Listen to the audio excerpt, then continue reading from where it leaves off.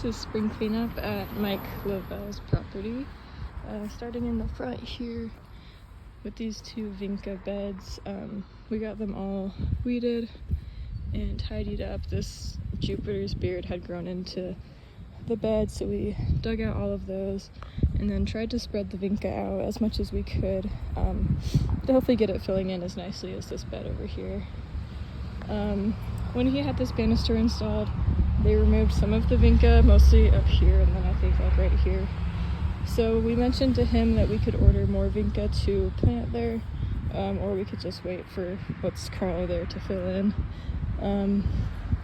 But for now we just left it as it is.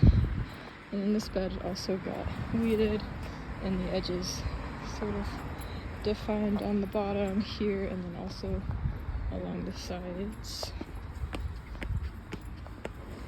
And then up in these two beds, this Virginia creeper was cut off of the house and then sort of tidied up to keep it contained, and everything was weeded and fluffed. There's these big tree starts that were starting to sprout again that we grabbed. I'll grab this little maple one really quick. I think it could be nice to dig them up at one point so that they don't keep growing like little starts and stuff, but we weren't able to get to that today. Over in this bed, everything was weeded, and then the little lavender sprigs from last blooming season were cut back. And we also cut back the Oregon grape out of the lilies here, and sort of off of the pathway, out of the violets and everything. This whole bed was cleaned up of a whole bunch of pine debris and yew debris. Those crystal sunglasses. Let's see. We also cleaned up a bunch of debris out of the ivy here and cut it to line up with the pathway so that it doesn't grow too crazy throughout the next year. All of this debris was picked up too. We sort of cut back this Oregon grape since it was growing into the violets as well to keep it more manageable. And then we got all this debris tidied up. And in the back, picked up debris around all of these trash cans. And then in here, all the way throughout all these lilies, cut back a lot of the Virginia creeper, or the Oregon grape too, and the vinca that was growing into the lilies. And then got debris underneath these trees and throughout all these plants. We cut the Jenny back in line with the pathway here to keep it manageable for this next year.